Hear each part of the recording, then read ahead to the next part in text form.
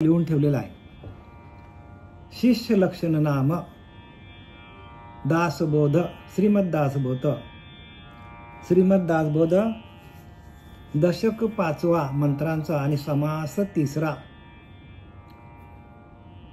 शिष्य लक्षण नाम. आणि ह्या शिष्याची लक्षणं कशी असतात, शिष्य कसा ओळखायचा आणि त्याच्याकडे कोणती लक्षणं असली पाहिजे, तर आपण त्या शिष्याची पात्रता येते. कशातून येते? ही लक्षणे आहे जी समर्थांनी सर्व लक्षणे दिलेली आहेत. जसं एखाद्याला ताप आला की तो कोणत्या प्रकारचा ताप असतो, त्याची लक्षणं काय असतात हे डॉक्टरांनाच माहीत असतात. तसं संतच ओळखतात शिष्याची लक्षणं. जे संत असतील, जे महात्मे असतील, अशा लोकांना शिष्य कसा असावा, कारण ते सातत्याने काय करतात, तर शिष्याच्या सान्निध्यामध्ये राहतात आणि प्रत्येक शिष्याकडे त्या श्रीगुरूंचा लक्ष असतो. शिष्याची अंतःकरणाची स्थिती कशी आहे, अंतःकरणामध्ये तो नामाचा भाव तयार झालेला आहे की नाही, शिष्याच्या अंतःकरणामध्ये अजून विषय प्रबल आहेत का, हे पण संतांना ओळखता येतो. शिष्य अजूनच संसारामध्ये अडकलेला आहे का, हे संतांना याची ओळख पडते. कारण रात्रंदिवस हा युद्धाचा प्रसंग करावा परमार्थ हर निशी, सातत्याने रात्रंदिवस युद्धाचा प्रसंग आहे. आणि तो युद्ध शिष्य जिंकेल की नाही जिंकणार हे संतांना, श्रीगुरूंना आधीच माहीत असतं. आणि म्हणून प्रत्येकाने काय करा, आपलं अंतःकरण शुद्ध ठेवा. अंतःकरणाची शुद्धता फार महत्त्वाची आहे. आणि त्या अंतःकरणाची शुद्धता सातत्याने आपल्या अंतःकरणाची शुद्धता पवित्र राहावी, प्रवाहित राहावी. आणि म्हणून हे संतांनी वाङ्मय लिहिलेलं आहे सगळं. ज्ञानेश्वरी, दासबोध, एकनाथी भागवत,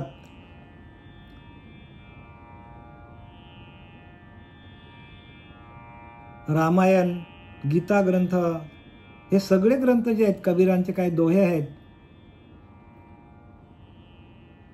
जनाबाईचे अभंग आहेत, मुक्ताईचे अभंग आहेत. प्रत्येक संतांनी त्या पंढरीमध्ये राहून त्या पांडुरंगाचा काय केलेला आहे, धावा केलेला आहे. आणि म्हणून ज्ञानोबाराने लिहिलं की नाही, माझ्या जीवीची आवडी पंढरपुरा नेहीन गुढी. एका शब्दावर सर्व भाविक लोक काय करतात, ज्ञानोबारांच्या एका शब्दावर सर्व वारकरी दिंड्या घेऊन काय करतात, पांडुरंगाच्या भेटीला जातात. आणि केवढा उत्साह त्यांना, का तर ज्ञानोबाराच्या शब्दाला तेवढी किंमत. तसे प्रत्येक संताच्या अंतःकरणामध्ये त्या पांडुरंग परमात्म्याचाच भाव असतो. आणि त्या भावातूनच आपल्याला देवाची प्राप्ती होते. नाही तर जिथं भाव तिथं देव, जिथं भाव असेल तिथंच देव आहे. आणि तो भाव आपल्या अंतःकरणामध्ये शुद्ध भाव, बरं का, म्हणून शुद्ध ज्ञान म्हणतात याला. आणि हे शुद्ध ज्ञान आपल्याकडं नुसतं येऊन चालणार नाही. त्या शुद्ध ज्ञानातून आपल्याला भगवंताच्या नामाची आवड लागली पाहिजे. म्हणून प्रत्येकाने सातत्याने प्रयत्न करा.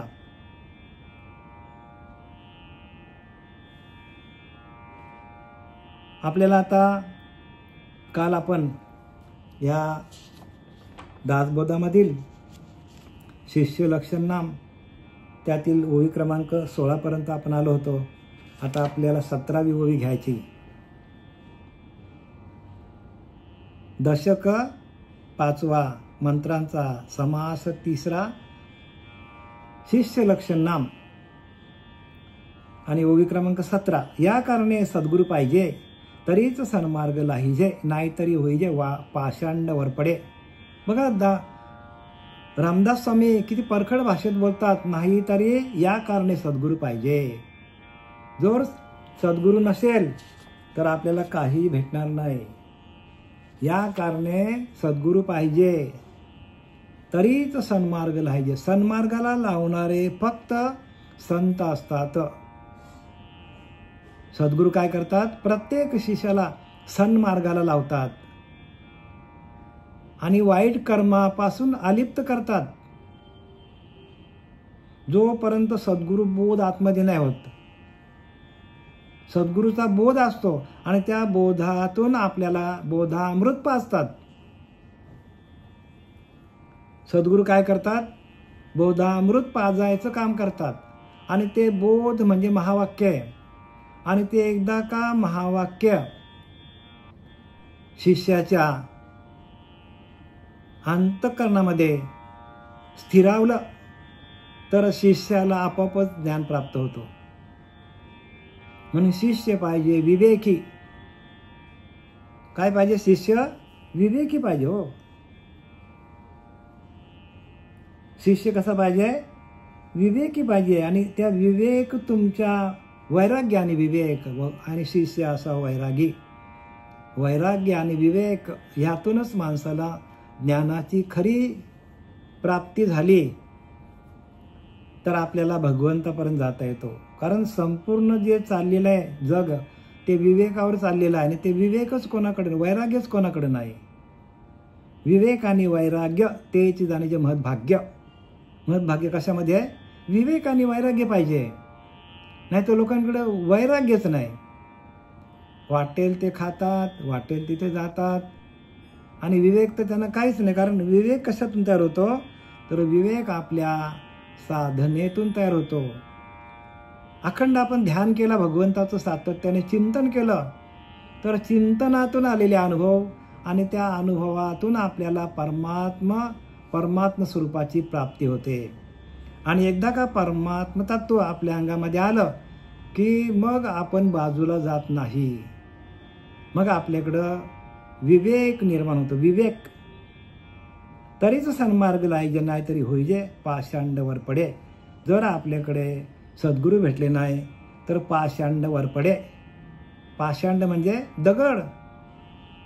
सगळे लोक दगडासारखे आहेत. हो, सगळे लोक कसे आहेत, दगडासारखी. तुका म्हणे ऐशी बुद्धी ज्याची जड, त्याहून दगड बरा. म्हणजे आपल्याला काय केलं तुकोबाराने, आपल्याला आडवं पाडलं. तुका म्हणे ऐशी बुद्धी ज्याची जड, ज्याची बुद्धी जड आहे त्याच्यापेक्षा दगड बरा. का तर दगडाच्या खपल्या काढल्या त्या पुन्हा नाही जोडल्या. एकदा का दगडाच्या खपल्या काढल्या की त्या परत चिटकत नाही. पण मनुष्याचे अवगुण ताबडतोब येऊन चिटकतात. म्हणून तुका म्हणे ऐशी बुद्धी ज्याची जड, त्याहून दगड बरा, दगड बरा, दगड बरा. हो, असे कित्येक लोक दगडासारखे आहेत.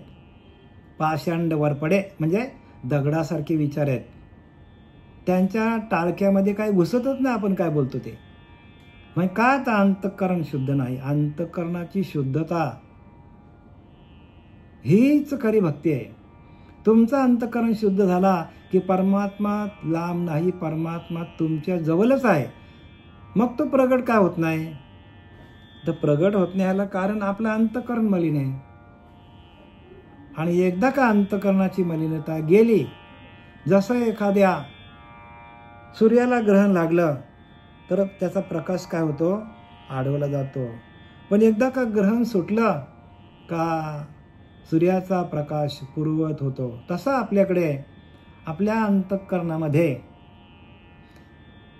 जी काय मलिनता आलेली आहे आपल्या आत्मतत्वावर, ती मलिनता गेली का आपणच शुद्ध ब्रह्म आहोत. लांब जायची गरज कुठेच नाही. पण लोक लांब जातात का, त्यांना तसा सद्गुरू मिळत नाही. म्हणून सद्गुरुविना सापडे ना सोय, धरावे ते पाय आधी सगळ्यात पहिल्यांदा सद्गुरूंचं पाय धरा आणि त्याला विचारा, देव कोण आणि मी कोण? प्रश्न काय विचारायचा? देव कोण आणि मी कोण? आणि ह्या प्रश्नाचं उत्तर देणारा सद्गुरू जोपर्यंत जीवनात येत नाही तोपर्यंत आत्मज्ञानाची प्राप्ती होणार नाही. येत सद्गुरूची कारण येर सर्व निकारण, तथापि सांगो ओळखन सत्शिष्याची. येथे सद्गुरूची कारण बघा, सगळा दोष सद्गुरूंना दिलाय समर्थांनी. सद्गुरू चांगला असेल तरच आत्मज्ञानाची प्राप्ती होईल. सद्गुरू जर तुमचा ऐरागैरा असेल, सद्गुरूकडे ते नाम नसेल, सद्गुरूकडे ते उपासना म्हणजे काय, ध्यान साधना नसेल, ध्यान करत नाही, आपल्या अंतरेच्या अंतरात्म्याशी जोपर्यंत एकरूप होत नाही, त्याचा जोपर्यंत आपला अनुभव येत नाही तोपर्यंत आपले सगळे कर्म फुकट आहेत. जे करशी अनेक काही, नामा परते तत्व नाही.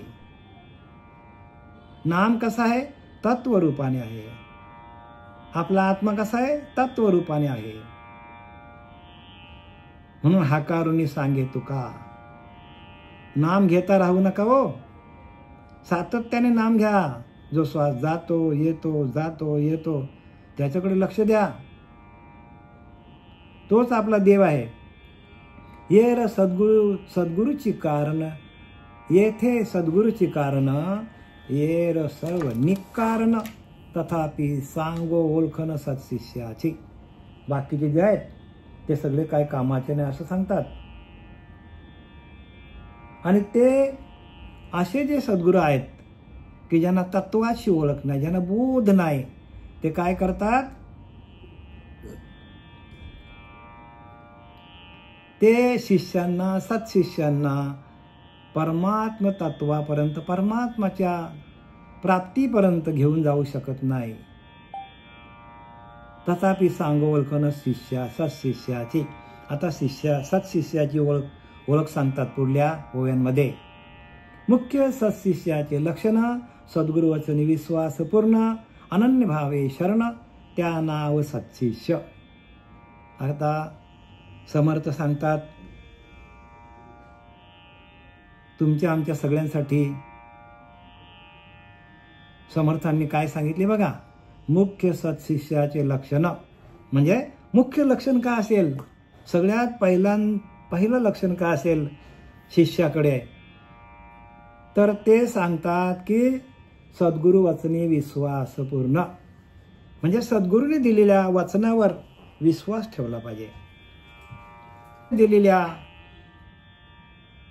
सद्गुरूने दिलेल्या वचनावर विश्वास ठेवला पाहिजे. म्हणून सद्गुरू वचन हृदयी धरी, तोच मोक्षाचा अधिकारी. म्हणजे सद्गुरूच्या वचनावर आपण सातत्याने आरूढ असलं पाहिजे. श्री गुरूंच्या मुखातून जे काय निघेल ते ताबडतोब आपण त्याचं काय करायला पाहिजे, आपण त्याचं आचरण करायला पाहिजे. म्हणून रामकृष्ण हरी,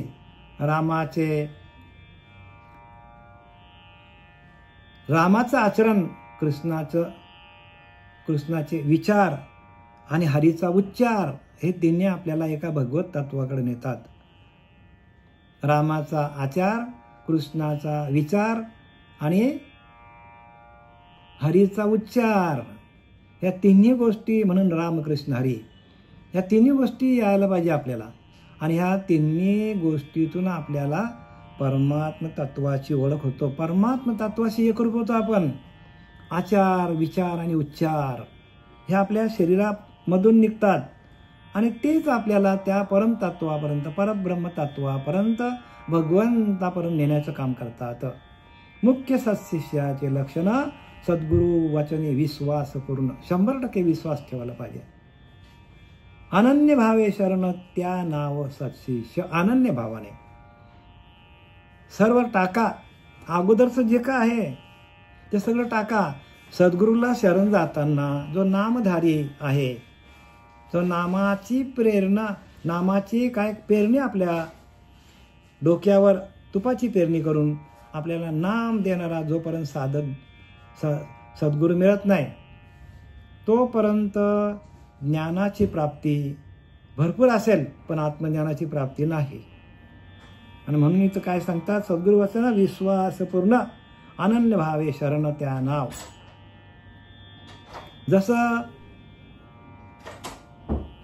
समर्थांनी काय केलं, जसं समर्थांनी कल्याण स्वामीला तयार केलं, बाबाजी चैतन्याने तुकाराम महाराजांना तयार केलं, तुकाराम महाराजांनी निलोबारायनं तयार केलं, तुकाराम महाराजांनी बहिणाबाईला तयार केलं. सद्गुरू काय करतात तर आपल्या शिष्याला ध्यानाला बसून त्या बीज मंत्राची पेरणी करतात. बीज मंत्र बरं का, की ज्या बीजातून विश्वाची निर्मिती झालेली आहे. विश्व निर्मितीचं काम या नामातून झालेलं आहे. आणि ते सर्व श्री गुरु काय करतात, आपल्या डोक्यावर हात ठेवून त्या तत्वाच्या बोधातून आपल्याला आत्म्याला परमात्म्याची भेट करून देतात. जीवाला शिवाचं सान्निध्य लावून देतात. आणि एकदा का ते प्रवाह चालू झाला तर ते सातत्याने प्रवाह चालूच राहतो. हरिनामाचा प्रवाह बरं का, हरिनामाचा प्रवाह सातत्याने तयार होतो. जसं काय रामकृष्ण परमहंसाला तोतापुरी म्हणून एक त्यांना सद्गुरू भेटले. आणि रामकृष्ण परमहंस हंस संप्रदाय नाही का, आदिनाथ गुरु सकळ सिद्धांचा, म्हणजे भगवान शंकराने तो मच्छिंद्राला दिला. मच्छिंद्र गोरक्षनाथ, गहिनीनाथ असं ते प्रत्येक सिद्धाला स्पर्श करत करत निवृत्तीनाथ मग ज्ञानोबराया. आणि ही परंपरा, या परंपरेचा आपण पाहिजे, परंपरेने आपल्याला ज्ञान मिळतो. आणि परंपरा नसेल तर ज्ञान असेल पण आत्मज्ञान होणार नाही. मुख्य सत्शिष्याची लक्षणं, सद्गुरू वचन विश्वासपूर्ण. शिष्याच्या सद्गुरूंच्या मुखातून जे वाक्य निघेल त्या वाक्याला ताबडतोब काय करायला पाहिजे, सत्शिष्याने आपलं आचरण, आपले विचार, आपले आचार, आपले उच्चार सद्गुरू वचनावर आरूढ करायला पाहिजे. अनन्य भावे शरण त्या नाव सत्शिष्य. अनन्य भावने बरं का, कुठलाच भाव ठेवायचा नाही. अनन्य म्हणजे ते आपणच. सद्गुरू काय करतात की तुम्हीच ते परमतत्व तुम्हीच आहात हा बोध देतात आपल्याला. आपणच परब्रह्म आहोत, अहम ब्रह्मास्मी ह्या तत्वाचा बोध देतात. आणि त्या अहम ब्रह्मास्मी तत्वातून काय करतो, आपणच परब्रह्म आहोत अशी आपलीच आपल्याला ओळखण होतो. शिष्य पाहिजे निर्मळ.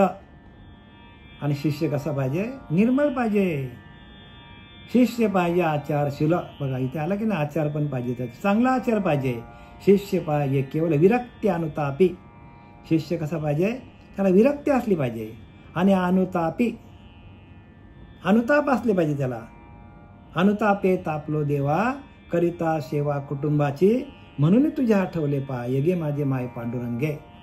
अनुतापे, अनुतापे राहिले तुझे भजन. अनुतापातूनच भजन होतो. प्रत्येक संतांना जेवढे लोकांनी ताप दिलं तेवढं ते तापत गेले आणि भगवंताचं नामस्मरण करत गेले. आणि भगवंताने त्याला काय केलं, त्यांना आपल्याकडं आपल्या आत्मतत्वामध्ये समाविष्ट करून घेतले. मग अनुतापे तापलो देवा करिता सेवा कुटुंबाची, करी म्हणून तुझे आठवले पाय. म्हणून माणसाला पाय आठवतात. आपल्याला भगवंताच्या पायाची आठवण काय येतो तर नाही का लिहिले, संसार तापे तापलो देवा करिता सेवा कुटुंबाची. संसारामध्ये ताप दुःख कष्ट आले, जो त्रिविध तापे पडला, संसार दुखे दुखावला, तोच एक अधिकारी झाला. एक म्हणजे एका भगवंताशी एकरूप होतो. तोच एक अधिकारी झाला. तो एकाकडे जाणारा, एका परमात्म तत्वाकडे जाण्याचा मार्ग त्याला सुलभ होतो. तोच एक अधिकारी झाला, तो अधिकारी होतो. जो एकाकडे जातो तोच अधिकारी बरं का. ज्यांच्याकडे अनेक देवता आहेत, अनेक देवांची पूजा आहेत, मग तो अधिकारी होऊ शकतो का? जरी अनेक देवतांची पूजा करत असला तरी अनेक देवतांमध्ये तो एकच आहे असा भाव ज्या श्रीगुरूंकडे असेल आणि ते तिथपर्यंत जाण्याची जी प्रक्रिया आहे त्या प्रक्रियेच्या माध्यमातून आपल्याला हे ज्ञान प्राप्त होतं. जसं आपल्याला एखादी गृहिणी आहे, महिला आहे आणि तिला पुऱ्या तळायच्या आहेत. तिने काय बनवलंय? पुऱ्या बनवल्यात तिने, आणि ती दुधात तळायला गेली. तळतील का? दुधामध्ये त्या पोळ्या तळल्या जातील का? मग त्याला काय करावं लागेल? दुधावर प्रक्रिया आहे हो. दुधाचं काय करावं लागेल? दुधाचं विरजण टाकून दही बनवावं लागेल. दही झालं की त्याचे घुसळण करून लोणी बनवावं लागेल, आणि लोणी गरम केल्यानंतर त्यातनं तूप बाहेर पडेल, आणि मग त्या तुपात आपल्याला पुऱ्या तळता येतील. दुधात टाकलं तर होईल का? तसं आपल्या शरीरावरती आपल्याला प्रक्रिया करणारा जोपर्यंत श्री गुरु मिळत नाही तोपर्यंत आपल्याला ह्या ब्रह्मज्ञानाची प्राप्ती होणार नाही. प्रक्रिया आहेत ना, प्रत्येक गोष्टीला प्रक्रिया आहेत. आहे तरी परमसुगम, परी जनाशी झाला दुर्गम, का जयाचे चुकले वर्म, सत्समागमाकडे. संत रामदासांनी लिहिलंय बघा, सगळं विरोधाभास लिहिलंय. आहे तरी परमसुगम, परमात्मा एकदमच सोपा आहे हो. परिजनाशी झाला दुर्गम, लोकांनी दूर नेऊन ठेवलं त्याला. लोक परमात्मा तत्वापासून लांब झाले, का जयाचे चुकले वर्म चुकला त्यांचा. वर्म काय आहे? वर्म हेच आहे की सकळ धर्मामध्ये धर्म स्वरूपी राहणे हा स्वधर्म. म्हणजे आपल्या स्वधर्माला विसरले, आणि त्या स्वधर्माची ओळखण करून देणारा, आपल्याच आत्मतत्वाशी एकरूप करून देणारा श्री गुरु जोपर्यंत जीवनात येत नाही, म्हणून आहे तरी परमसुगम, जनाशी झाला दुर्गम. लोक लांब गेले का? दयाचे चुकले वर्म, सत्समागमाकडे. कोणत्या सत्समागमामध्ये जायचं हे लोकांना कळत नाही. कोणाचा संग करायचा हेच लोकांना कळत नाही. आपल्या संसारातल्या वस्तू बरोबर पारखून घेतो माणूस. एक वस्तू घेण्यासाठी 10 दुकानं फिरतो, आणि परमार्थ जो मिळेल तो. का जयाचे चुकले वर्मच नाही हो, परमार्थ वर्माचा आहे बरं का. परमार्थ कसा आहे? वर्माचा आहे. दोन्ही दिसती सारखी, वर्म जाणे तो पारखी. आपण पारखी होत नाही. संसारामध्ये आपण खूप पारखी आहोत. एखाद्याला 40 लाखाची गाडी घ्यायची, 50 लाखाची गाडी घ्यायची, तर तो सगळ्या कंपनीमध्ये इन्क्वायरी करतो. किंमत किती, काय किती. म्हणजे जिथं आपला करोड रुपये आपले जातात आणि परमार्थ फुकट आहे, पण तरी आपल्याला त्याची पारख नाही हो. आणि मग आपलं वय गेल्यानंतर अरे बापरे, आपला तर वय गेलं, आपल्याला तर झेपत नाही, बसता येत नाही, चालता येत नाही, कंबर दुखते, शुगर वाढतो, BP वाढतो, काय आपल्याला तक्रारी. अरे पण त्यावेळेलाच आपण जर या परमार्थाकडे आपण व्यवस्थित लक्ष घातलं असतं तर आपल्याला ह्या 60 वर्षापर्यंत, 50 वर्षापर्यंत, 40 वर्षापर्यंत येईपर्यंत आपल्याला त्याच्या आतमध्ये पण बरं का लवकर घेतला तर आपल्याला त्या स्वरूपाची ओळख झाली असती, आणि स्वरूपानंदामध्ये आपण गेलो असतो. स्वरूपामध्येच आनंद आहे. संसारामध्ये आनंद नाही. संसार दुःख मुळ लागती दुःखाचे इंगळ, विश्रांती नाही कोठे काही, रात्रंदिवस तळमळ, विश्रांती नाही कोठे काही. रात्रंदिवस तळमळ आहे हो माणसाची. पण जिथं सुख आहे, जिथं स्वरूपानंद आहे, स्वरूपामध्ये गेल्यानंतर आनंद आहे, तिकडं कोणाचंच लक्ष नाही. शिष्य पाहिजे, निर्मल शिष्य पाहिजे, आचारशील निर्मल पाहिजे हो. नाही तर खाणारे पिणारे शिष्य भेटले तर कसं काय परमार्थ होईल?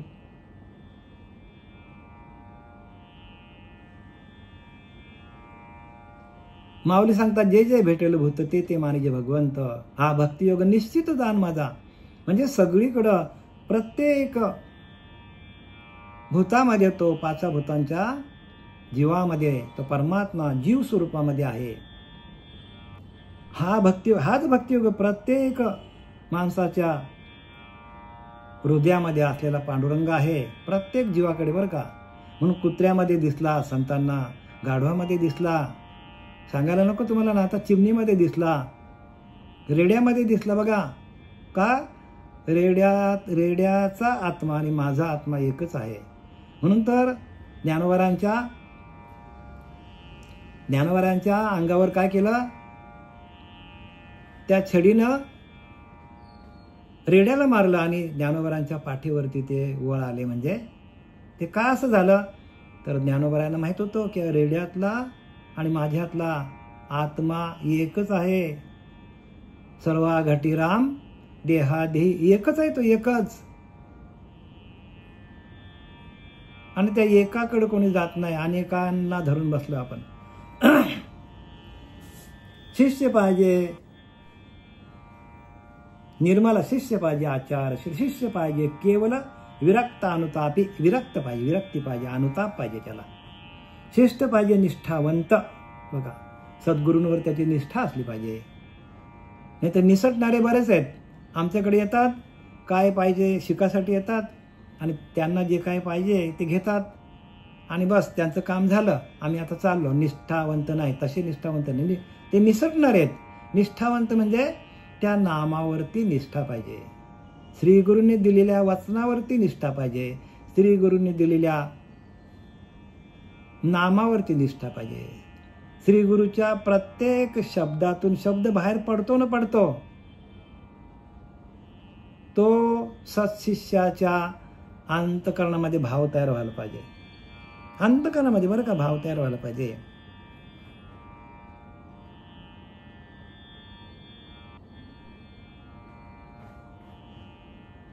आणि म्हणूनच काय झालेलं आहे, तर अशी रामाची पालखी चालली होती आणि रामदास स्वामी होते, आणि रामाच्या पालखीच्या आड एक फांदी आली आणि त्या फांदीच्या खाली विहीर होती, विहीर. तर समर्थांनी आज्ञा केली फक्त की बाबा आता पालखी आडवी येईल, पालखीला ती फांदी आडवी येईल. मोठी फांदी होती रस्त्यावर, आणि झाडावर चढा म्हटल्यानंतर कल्याण स्वामी पटदिशी चढले आणि सांगितलं काय की शेंड्याला बसून बुंध्याला घाव घालायचं. बरेचसे लोक चढली बरं का, पण शेंड्याला बसून बुंध्याला घाव घालत फांदीला सगळे खाली उतरले. पण कल्याण स्वामी निष्ठेचा होता, निष्ठावर चाललेला आहे. तो म्हणतो समर्थ आज्ञा आहे, काय होईल ते होईल. आणि मग त्यांनी काय केलं की शेंड्याला बसून बुंध्याला घाव घातलं आणि फांदी सगट विहिरीत पडले कल्याण स्वामी. पण समर्थ कृपेने, त्यांना माहिती आहे समर्थांची कृपा आहे, त्यांना काहीही झालं नाही आणि ते बरोबर वरती आले. तसं निष्ठा पाहिजे हो, म्हणजे सद्गुरू वचनावर निष्ठा पाहिजे. आणि सद्गुरू वचनच सगळीकडे काम करतो, आपण काही काम करत नाही. आपण आपलं मन किंवा आपलं शरीर जे काय आहे ते आपल्या अधीन आहे, पण आपण तर मन आणि आपलं शरीर जर गुरूंना दिलं तर काय होतं,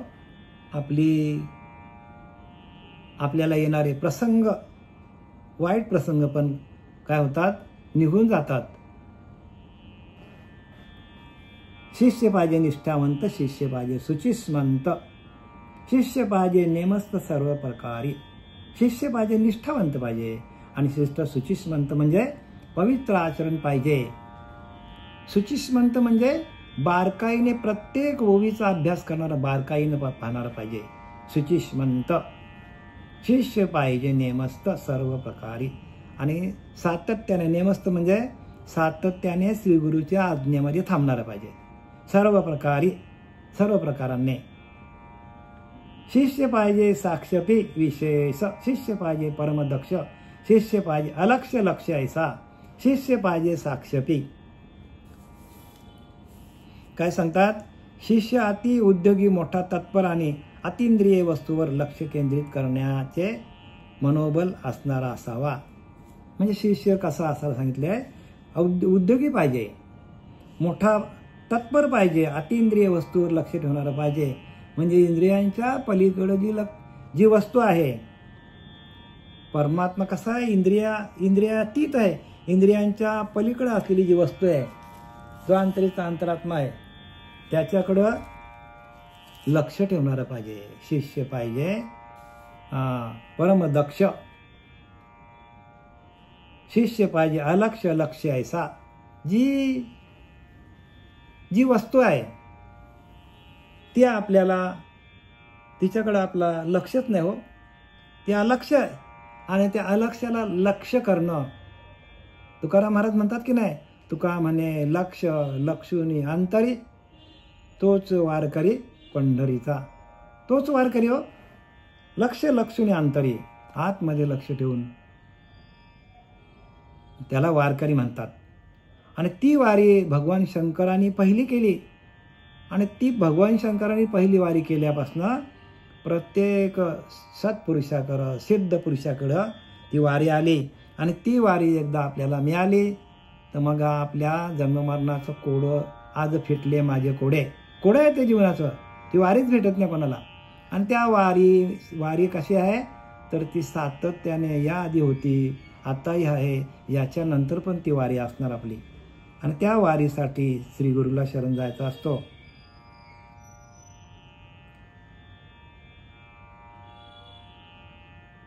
शिष्य पाहिजे अलक्ष लक्ष ऐसा. शिष्य पाहिजे अति धीर. शिष्य पाहिजे अति उदार. बघा, उदार पण पाहिजे, धीर धरणारा पाहिजे.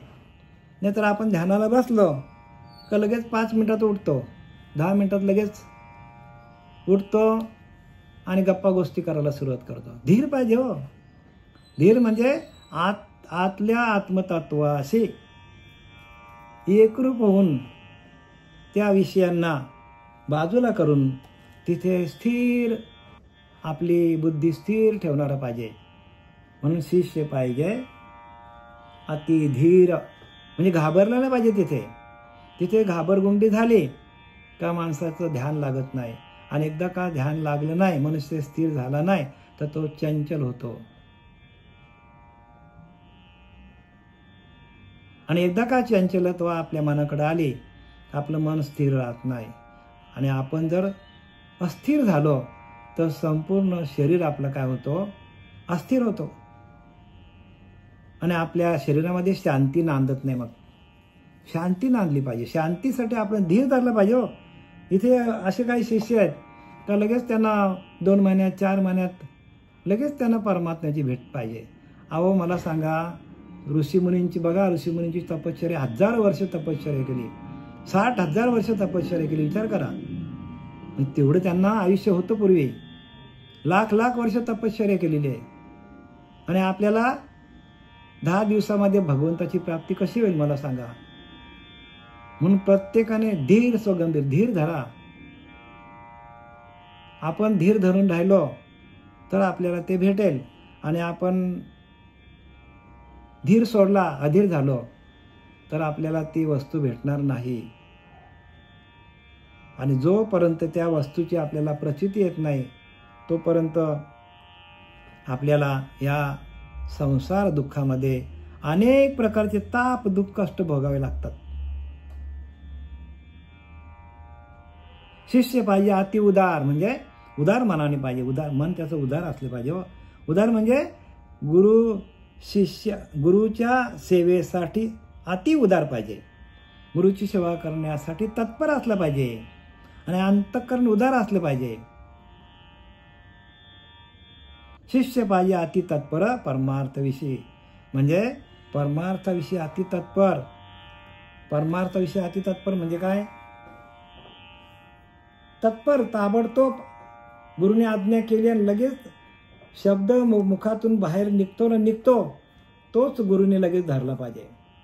परमार्थ अति दक्ष. शिष्य पाहिजे अति तत्पर परमार्थाविषयी. म्हणजे परब्रह्माचं ज्ञान जाणून घेण्यासाठी, परमार्थ स्वरूपाची प्राप्ती करून घेण्यासाठी ताबडतोब तत्पर असला पाहिजे. नाही तर हाय करू आज उद्या परवा, हाय ना आयुष्य पडलंय ना, मग एखाद दिवशी काय येतो, एखाद दिवशी काळ येतो आणि त्याला घेऊन जातो. आज करू उद्या करू परवा करू, नाही काल करो सो आज करो, आज करो सो अभी करो, ताबडतोब. म्हणून सद्गुरु वचन हृदयी धरी, तोच मोक्षाचा अधिकारी, तोच मोक्षाचा अधिकारी आहे. मोक्ष कोणाला मिळतो? जो सद्गुरु वचनावर विश्वास ठेवतो, सद्गुरूंनी दिलेल्या नामावर आरूढ होतो, त्यांनाच मोक्ष आहे हो. कारण मोक्ष देणं कोणाच्या हातात आहे? सद्गुरूंच्या. मंत्र मूलम सद्गुरु वाक्य लिहिले की नाही? मंत्राचं मूळच ते आहे की सद्गुरु वाक्यातूनच मोक्ष मिळतो. मंत्र मुळातच त्या कारणासाठी दिलेला असतो, सद्गुरु वाक्यातून मोक्ष मिळतो. मंत्रमूलम सद्गुरु वाक्य, मोक्षमूलम सद्गुरु कृपा. आणि सद्गुरूच्या कृपेतून माणसाला मोक्ष मिळतो. सद्गुरु कृपा आपल्याला जर आपल्या अंतःकरणावर करून घ्यायची असेल तर प्रत्येक श्रीगुरूंचा शब्द आपण खाली पडून द्यायचा नाही, तरच तो परमार्थ आहे हो. नाहीतर 2-4 दिवसाचा 2-4 वर्षासाठी आपण गुरु केला ना टाकून दिला, आपल्याला अनुभव काहीच आलं नाही.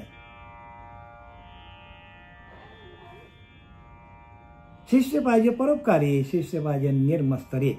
बघा, परोपकारासाठी अति तत्पर असलं पाहिजे आणि शिष्य पाहिजे निर्मस्तरी. शिष्याने कुणाचाही मस्तर करता कामा नये. शिष्य पाहिजे अर्थांतरी प्रवेश करता. बघा काय महत्वाचं सांगितलंय, शिष्य पाहिजे अर्थांतरी प्रवेश करता.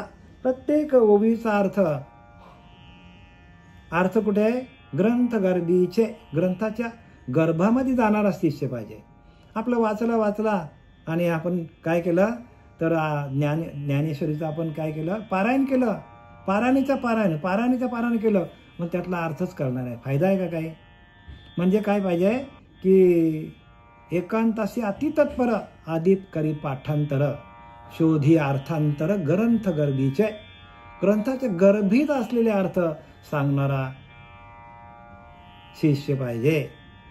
एकांतासा अतितत्पर. बघा कसं दिलंय, जो एकांतामध्ये तत्पर राहतो, एकांत कधी मिळाला की लगेच ध्यान करतो, एकांत मिळाला की लगेच काय करतो, भगवंताचं चिंतन चालू करतो आपोआपच.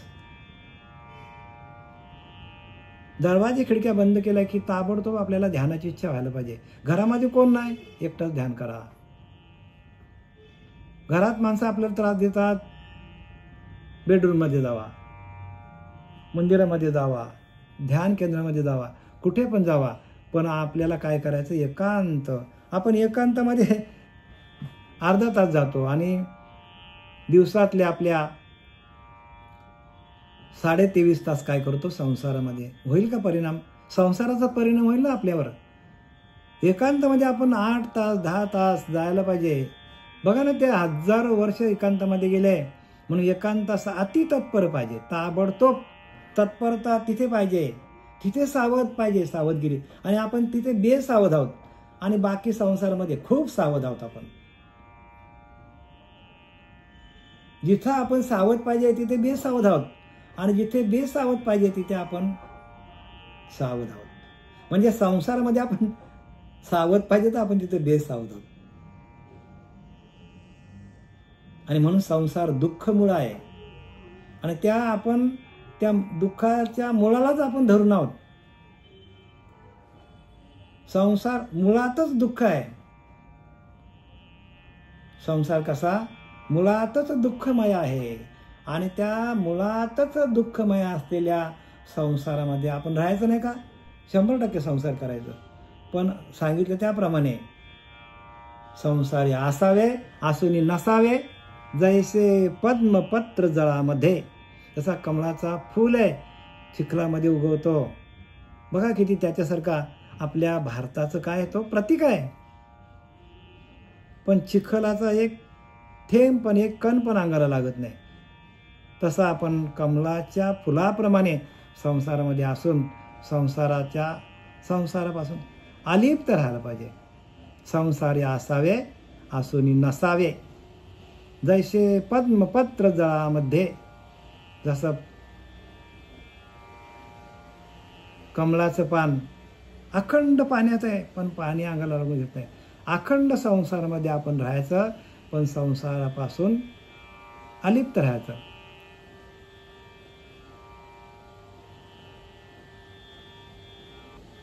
लोकांमध्ये जायचं, पण जनामध्ये राहे, परंतु जना वेगळ्या गोष्टी सांगे.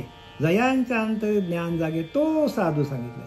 जनामध्ये राहे, सगळ्या जनामध्ये राहतो, पण जना वेगळ्या गोष्टी सांगतो. लोकांसारखं बोलत नाही साधू बरं का. लोकांना काय कामधंदा उद्योगधंदा काहीच नाही.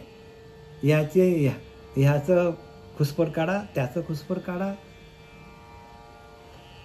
लोकांच्या चर्चा नातेवाईकांबद्दल, मित्रांबद्दल, खाणाऱ्या पिणाऱ्यांबद्दल, संसाराबद्दल, पण परमार्थाची चर्चा कोणीच करत नाही. आणि परमार्थाची चर्चा करता करता परमार्थ महाधन आहे. परमार्थ काय करतो? जोडी संतांचे चरण जोडून ठेवतो. परमार्थासारखा धन दुसरं नाही जगामध्ये. का? संतांचे चरण जोडून ठेवतो. आणि संतांच्या चरणातून आपल्याला हे ज्ञान होतो. चरणामृत पिल्याने आपल्याला ज्ञान होतो.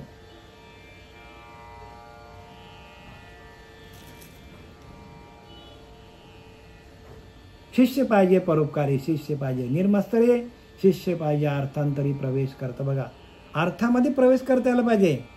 प्रत्येकाने ज्ञान घ्या, वाचा, प्रत्येक ओवी घ्या, पाठांतर करा आणि तिच्या आतला काय करा? आतमध्ये जा ओवीच्या आणि तिच्यातलं मर्म बाजूला काढा, तिच्यातला गुह्य बाजूला काढा. आणि गुह्य असं बाजूला काढता येत नाही बरं का. त्यासाठी पहिल्यांदा तपश्चर्या करावा लागतो, एकांतात जावं लागतं. म्हणून एकांताचे अतितत्पर अधिकारी पाठांतर. एकांतामधून उठल्यानंतर ओव्यांचं पाठांतर करा. समर्थ रामदासांनी लिहिले बरं काय. आणि एकदा का ओव्यांचं पाठांतर झालं, मग शोधी अर्थांतर ग्रंथ गर्भीचे, तरच आपल्याला ग्रंथाचा गर्भित अर्थ कळेल. ग्रंथाचा गर्भित अर्थ कधी कळेल? पहिली स्टेप काय सांगितली? एकांतात जा. एकांतात जे अनुभव येतील ते अनुभव बरोबर आहेत का बघण्यासाठी ग्रंथाचं वाचन कर. म्हणजे शास्त्र वाचन कर. शास्त्राप्रमाणे आपलं ध्यान होतं की नाही तर बघा. आणि त्या शास्त्राचं वाचन झालं की त्याच्या ओव्यांचं पाठांतर करा. आणि ओव्यांचं पाठांतर केल्यानंतर त्या ओव्या आपल्याला बरोबर श्रीगुरूंनी दिलेल्या त्या नामाच्या, त्या साधनेच्या माध्यमातून आलेलं ज्ञान बरोबर आपलं टॅली होतं की नाही बघा. स्वतःच सिंहावलोकन करा. अधिकारी पाठांतर ग्रंथ गर्भीचे, तरच तुम्हाला ग्रंथातला गर्भित अर्थ कळेल. शिष्य पाहिजे परमशुद्ध, शिष्य पाहिजे परम सावध. शिष्य कसा पाहिजे? शुद्ध पाहिजे आणि सावध पाहिजे. हो, शिष्य पाहिजे अगाध उत्तम गुणांचा, आणि शिष्याकडे उत्तम गुण पाहिजे. जो उत्तम गुणे शृंगारीला तोची ज्ञानी भला. उत्तम गुणाने शृंगारला पाहिजे. उत्तम गुणी शृंगारीला तोची ज्ञानी भला. सगळे उत्तम गुण आपल्याकडे आले तरच आपल्याला ज्ञान होईल. आणि आपल्याकडे अवगुण आले तर मग आपण कोण होतो? राक्षस होतो. राक्षस म्हणजे याची त्याने परीक्षा करा. ज्याचा त्याने सद्गुणांची वाढ व्हायला पाहिजे. श्रीगुरूंनी दिलेल्या आपल्या नामाच्या आम्ही नामाचे धारक. नेनो अनेक प्रकार. तुकोबाराय सांगता, आम्ही नामाचे धारक. नेनो अनेक आम्ही जाणतच नव्ह, फक्त आम्ही नामधारक आहोत.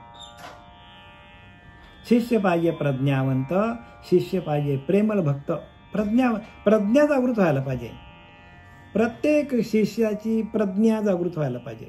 आणि प्रज्ञा जागृत झाली तरच काय होतो? हे ज्ञान आहे शिष्य पाहिजे प्रेमळ भक्त, प्रेमळ पाहिजे आणि गुरुचा भक्त असला पाहिजे.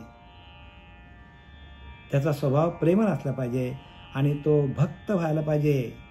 श्री गुरूंची सेवा करायला पाहिजे. देवाची सेवा करता करता श्री गुरूंची सेवा करता यायला भक्त शिष्य पाहिजे. नीतिवंत, मर्यादेचा, नीतिमत्ता असली पाहिजे. त्याच्याकडे काय पाहिजे? नीतिमत्ता. नीतीने वागत असेल तरच, आणि अनीतीने अधर्माने वागत असेल तसा शिष्य नको आहे. तो काहीच कामाचा नाही. त्याने अनेक प्रकारचे गुरु केले जरी, आणि तो जर नीतिमत्ता विसरला, नीतीने वागला नाही. कारण नीतीसाठी आपल्याला, नीती आपली म्हणजे आपली जी बुद्धी आहे, दुर्बुद्धी म्हणा, दुर्बुद्धी ते म्हणा कदा न उपजो नारायणा, असा पाहिजे हो शिष्य. दुर्बुद्धी ते म्हणा कदा न उपजे नारायण. भगवंताला सांगतो माझ्याकडे कधीच दुर्बुद्धी येऊ नको, यायला नाही पाहिजे. आणि तोच शिष्य हो. नाही तर दुर्बुद्धीचे लोक भरपूर आहेत. खाव पिव आईस करो, हाय तरुण तर घ्या मजा करून, असं नाही जमत. मग त्या कर्माचा आपल्याला काय? कर्माचा लेखा न चुके ब्रह्मादिका. शिष्य पाहिजे प्रज्ञावंत, शिष्य पाहिजे प्रेमळ भक्त, शिष्य पाहिजे नीतिवंत, मर्यादेचा, मर्यादा पुरुषोत्तम. बघा रामाला काय नाव आहे? मर्यादा पुरुषोत्तम. मर्यादा, एक वचनी, एक बाणी, एक पत्नी, मर्यादा पुरुषोत्तम. तसं प्रत्येकाने आपल्या आपल्या मर्यादेमध्ये राहिलं पाहिजे. शिष्य पाहिजे युक्तिवंत. युक्ती दे. युक्तीने आपण परमार्थ करायला पाहिजे. साधन रूपी भक्तीच्या युक्ती आहे ते. सप्रेम उपजे माझी भक्ती. त्या भक्तीची निजस्थिती आहे एक चक्रवर्ती सज्ञाना. चक्रवर्ती सज्ञानाला सांगितलेलं आहे. साधन रूपी भक्तीच्या युक्ती आहेत. भक्ती करण्याची युक्ती आहे. जसं मी तुम्हाला सांगितलं की दुधामध्ये आपण पुऱ्या तलाला गेलो, तळून निघतील का? मग काय करावं लागेल? युक्ती आहे ना तिथे पण. मग दूध आपल्याला काय करावं लागेल? कडवून थंड करावं लागेल. त्याच्यामध्ये विरजण, मग त्याचं दहीचं घुसळण करायचं. आणि दहीची घुसळण केल्यानंतर काय निघतो? लोणी निघतो. ताक बाजूला, लोणी बाजूला. आणि लोणी आपण कढवल्यावर तूप, आणि तुपामध्ये आपल्याला पुऱ्या तळता येतात. म्हणजे तुपामध्ये जर आपण पुऱ्या तळल्या तरच त्या पुऱ्या खाता येतील, नाही तर आपल्याला खाता येतील का? पुऱ्या होतील का? मग साधी आपल्याला संसारातली गोष्ट करण्यासाठी आपल्या प्रक्रिया आहेत. जेवण बनवायचं असेल तर तिन्ही गोष्टी लागतात. उदक अग्नी धान्य झाल्या घडे पाक, तुकोबाऱ्या सांगतात. मग भक्ती, ज्ञान आणि वैराग्य नको का आपल्याला? भक्तीतून ज्ञान, ज्ञानातून वैराग्य, आणि वैराग्य आल्यानंतर सामर्थ्य पाहिजे हो. सामर्थ्य आहे चळवळीचे, जो करील तयांचे, परंतु तेथे अधिष्ठान पाहिजे भगवंताचे. मग भगवंताचं अधिष्ठान आपल्याला प्राप्त करायचे असेल तर प्रक्रिया आहे ती. आणि त्या प्रक्रियेच्या माध्यमातून भगवंताच्या अधिष्ठानाशी एकरूप होता येतो. आहे आपल्याकडेच, पण आपल्याला प्रक्रिया करून त्याला काय करावं लागेल? तर त्या प्रक्रिया करून भगवंताला प्राप्त करता येईल. आपल्याला जागृत करावं लागेल. तो नामाचा भाव आपल्याकडे आहे, पण जागृत करण्यासाठी नामाची प्रक्रिया आहे.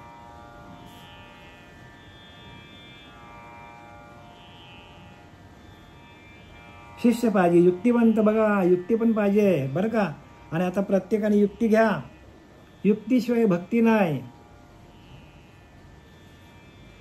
युक्तीशिवाय शिष्य पाहिजे बुद्धिवंत. बघा बुद्धिचक्र पण चाललं पाहिजे. आपली बुद्धिचक्र म्हणून बुद्धीचे वैभव अन्य नाही तुझे, एका केशव राजे सकळ सिद्धी ज्ञानोबरा सांगतात. बुद्धीचे वैभव अन्य नाही तुझे बरं का. दुसरं वैभव नाही. तुम्ही करोडो रुपये कमवले, मोठ्या मोठ्या इमारती बांधल्या, मग तुमच्याकडे वैभव आलं, बंगला बांधला, आखा आयलँड विकत घेतला, तरी पण वैभव नाही सांगतात. मग वैभव कुठे? एका केशवराजे सकळ सिद्धी, एका परमात्माला प्राप्त करणं, हे वैभव बुद्धीचं आहे. कारण ते वैभव जे आहे ते वैभव नाशिवंत जाणार आहे. हे वैभव कसं आहे तर भगवंताची प्राप्ती करून देणं. आणि एकदा भगवंताची प्राप्ती झाली का तुम्ही भगवत स्वरूप झाले. मग तुम्हाला मिळवायचं काय राहत नाही. आणि आपण पैसा कमवत गेलो, अजून कमवा, अजून कमवा, अजून मिळवा, आणि ते नाशिवंत आहे. जेवढा मिळवणार तेवढा जाणार. मग जे प्राप्त झाल्यानंतर प्राप्त करायला काही बाकीच उरत नाही. आणि ते काय आहे तर ते परमार्थ तत्व आहे. परमार्थ तत्व, त्या परमात्म्याला प्राप्त करा आणि त्याच्याने श्रीमंती येईल तुम्हाला. श्रीमंती कशामध्ये आहे? त्या परमात्म्याची प्राप्ती करणं ही श्रीमंती आहे.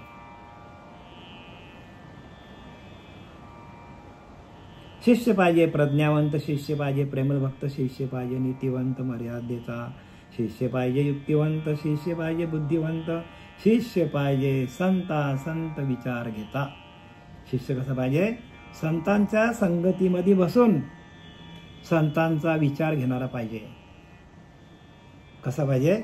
संतांचा विचार, संतांचे विचार आपल्या अंतःकरणामध्ये रुजवणारा पाहिजे. अंतःकरणामध्ये रुजले पाहिजे बरं का.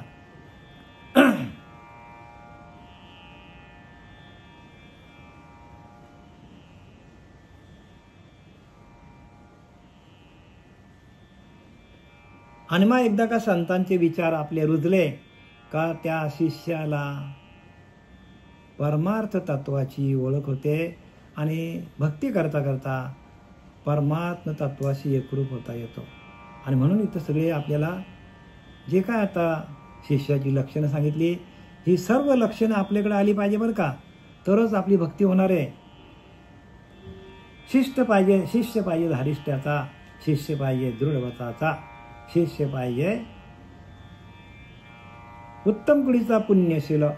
आता इथं आलं बघा, उत्तम कुळीचा आणि पुण्यशील पण पाहिजे. म्हणजे उत्तम कुळामध्ये त्याचा जन्म व्हावा लागतो आणि त्याच्याकडे पुण्य पण असलं पाहिजे बरं का. आणि म्हणून काय काय लोक काय करतात, इकडे येतात आणि हैराण होतात आणि निघून जातात. का तर पुण्य नाही, पुण्यशील नाही, उत्तम कुळीचा नाही, कुळ चांगलं नाही. म्हणून ते इथं लिहिले का शिष्य पाहिजे धारिष्ट्याचा, शिष्य पाहिजे दृढव्रताचा. दृढ व्रत म्हणजे काय की काहीही झालं दृढ निश्चय पाहिजे की ह्याच जन्मामध्ये आपल्याला भगवंताची प्राप्ती करून घ्यायची असा पाहिजे. शिष्य पाहिजे धारिष्ट्याचा, शिष्य पाहिजे दृढव्रताचा, शिष्य पाहिजे उत्तम कुळीचा पुण्यशील. उत्तम कुळामध्ये जन्म यायला पाहिजे. म्हणजे ज्याच्या कुळामध्ये ही परंपरा आहे, दत्त परंपरा आहे, आदिनाथ गुरु सकळ सिद्धांत म्हणजे शंकराची परंपरा आहे, त्या परंपरेमध्ये या तुकारामाची परंपरा आहे, नारदांची परंपरा आहे. नारदांनी काय केलेलं आहे? नारदाची परंपरा पण आहे. त्या नारदाच्या परंपरेमध्ये ध्रुवाल घडला, व्यासमुनी घडले. नारदाने दिलेल्या नामातून व्यासमुनी घडले, भक्त प्रल्हाद घडला. नवे एकदा कृष्ण परमात्म्याच्या वडिलांकडे पण आलेला आहे. आपला वेळ झालेला आता. कृष्ण परमात्म्याच्या वसुदेवाकडे आलेला आहे नारद आणि त्याला सांगतो, अरे बाबा तू माझा मुलगा, मला काही विचारत नाही, तर तू काय कर, मी मुलगा मागितला पण देवा तुला नाही मागितलं हो. आता असं काय कर की मला देवा तुला मागता यायला पाहिजे. म्हणजे बघा नारदाची किती नारदाकडे दक्ष यक्षयज्ञाचा त्याला वर होता की तू ब्रह्मांडामध्ये सारखा भ्रमण करत राहा. का तर जे काय साधू संत आहेत, जे कोणी व्यापलेले आहेत, जे कोणी दुःखित आहेत, पीडित आहेत, जे भगवंताची भक्ती करण्यासाठी जे आतुर झालेले आहेत, त्यांना मार्ग दाखवणारा एकमेव दीपक म्हणजे नारद. एकमेव बरं का. पृथ्वी तत्वावरला पहिला संत असेल तर तो नारद मुनी आहे, नारद महर्षी आहे. झालेली सेवा आपल्या सच्चिदानंद सद्गुरू श्रीपाद बाबा, सच्चिदानंद स्वरूप पांडुरंग देवकर, सच्चिदानंद रामदास बाबा, सच्चिदानंद नारायण बाबा, रामदास बाबा, नाना बाबा यांच्या चरणी समर्पित करतात.